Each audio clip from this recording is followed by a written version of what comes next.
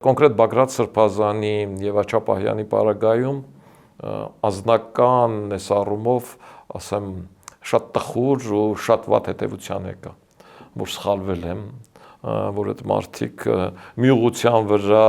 դիրքորոշված եւ այդ ուղղությունն էլ ոչ խորապես ու ոչ հավատով են ընկալվում։ Այդ իրենց համար աշխատանք է ու բիզնես։ Ու ցավոք եկեղեցում այդ տեսակը քիչ չի։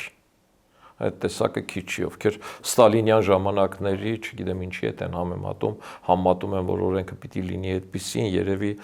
իրենց այդ առումով էլ Հայաստանի իդեալը Ռոբերտ Քոչարյանն է։ Աջապահյանը դրա մասին բազմիցս խոսել է, որ տղամարդ առաջնորդ է մեզ պետք։ Բայց Ռոբերտ Քոչարյանը բացարձակ այդպեսին չի, ասեմ, շատ հեռու է Ստալին լինելուց, որովհետև ինքը հենց նեղն է ընկնում, ուրիշների անուն է տալիս, ասենք, երբ որ մարտի 1-ով խնդիր հասավ իրեն բանակը քաղաք բերելուն, ասեց ես տեղյակ չեմ եղել, այդ Միքայել Հարությունյանն է,